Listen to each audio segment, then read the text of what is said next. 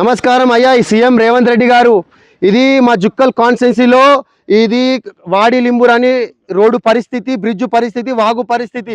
స్వాతంత్రం వచ్చి 79 సంవత్సరాలు అవుతుంది. ఇప్పటి వరకు మా వాడి ప్రజలకు రోడ్డు లేదు.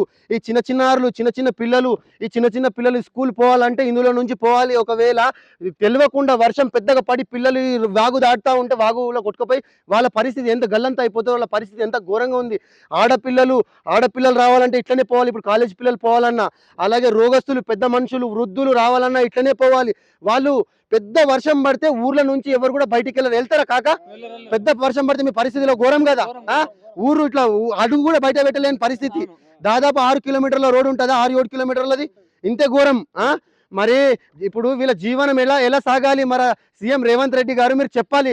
మీరు ప్రజాపాలన అన్నారు, మీరు ప్రజలకు మేలు చేస్తానన్నారు. పవర్లోకి వచ్చిన తర్వాత 79 సంవత్సరాలు అవుతుంది, ఇక్కడ రోడ్డు లేదు. మీ ఎమ్మెల్యే కాంతారావు ఇక్కడ స్వయంగా వచ్చి నిలబడ్డాడా?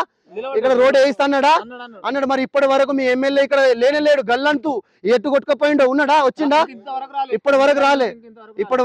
మరి మా వాడి ప్రజలు ఓట్లు లేవా? 700 ఓట్లు ఉన్నాయి. ఏం చిన్నగా ఓట్లు కాదు. ఇక్కడ ఉండే వాళ్ళంతా దళితులు, అవునా కదా? ఇది దళిత కాన్స్టిట్యున్సీ, దళితులకు మేలు చేస్తారని కదా ఇక్కడ దళిత కాన్స్టిట్యున్సీ ఉన్నది. కనీసం ఇప్పటి వరకు రోడ్ వేయలేని పరిస్థితి. సీఎం రేవంత్ రెడ్డి గారు, మరి మీకు వేడుకుంటున్నాం, మా యొక్క ప్రజలకు, మా వాడి లింబూర్ ప్రజలకు తొందరలోనే మీ ఎమ్మెల్యే గారు రోడ్ వేయించాలని మేము వేడుకుంటున్నాము. చెట్టు మీద కొంగ రేవంత్ రెడ్డి దొంగ, చెట్టు మీద కొంగ.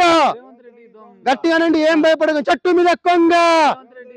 ఎందుకు దొంగ అంటున్నామంటే మీ ఎమ్మెల్యే గారు పని చేస్తే దొంగ అనాల్సిన పరిస్థితి మాకెందుకు వస్తుంది? మీకు ఇక్కడ ఇప్పుడు ఈ వీడియో మీ దృష్టికి చేరి ఇక్కడ రోడ్ అయితే మీకు రేపు మీ విగ్రహం ఇక్కడ కట్టించుకోమాయే. రేవంత్ రెడ్డి గారి విగ్రహం పెట్టించుకుంటాం మేము. ఇక్కడ మా ప్రజలకు కావాల్సింది ప్రధాన డిమాండ్ మాకు రోడ్డు కావాలి.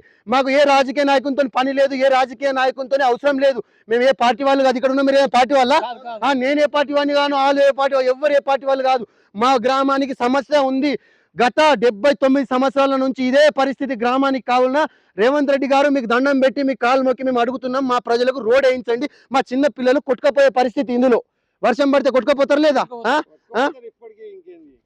నాని ఇట్లాండి మీరు అనండి, సార్ రేవంత్ రెడ్డి గారు మాకు రోడ్ వేయించండి. గట్టిగా మాట్లాడండి, మీరు మాట్లాడండి. సారు నేను చెప్తా, మీరు అనండి. సారు గట్టిగా, సార్ రేవంత్ రెడ్డి గారు మాకు బడికి పోవడానికి చాలా ఇబ్బంది అవుతుంది. వాగొస్తే మేము అందులో కొట్టుకుపోయే పరిస్థితి. మా ఊర్లో చిన్న దౌకాన కూడా లేదు. ఎవరైనా వృద్ధులు, రోగస్తులు ఏమైనా పెద్ద ఆరోగ్యం ఖరాబ్ ఉంటే మా ఊర్లోనే చనిపోయిన పరిస్థితి. ఏమైనా పెద్ద ఆరోగ్యం ఖరాబ్ ఉంటే మా ఊర్లోనే చనిపోయే పరిస్థితి. ఇక్కడ అంబులెన్స్ కూడా రాదు. దయచేసి మా ప్రజలకు మీరు వెంటనే రోడ్డు వేయించాలని విజ్ఞప్తి చేస్తున్నాం.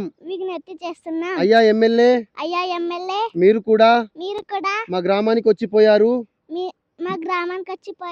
మాకు తొందరలో రోడ్ వేయిస్తే బాగుంటదని కోరుకుంటున్నాం. రోడ్ వేయిస్తే బాగుంటదని కోరుకుంటున్నాం. చూడండి, మరి కాంతారావు గారు చిన్న పిల్లలు కూడా ఈ సీఎం గారికి, కాంతారావు గారికి వేడుకుంటున్నారు వాళ్ళకి రోడ్డు కావాలని. ఈ పిల్లల ముఖం చూసానే ఈ ప్రజలకు రోడ్ వేయించాలని కోరుకుంటున్నా. జై హింద్. థ్యాంక్ యూ మీ అందరికి.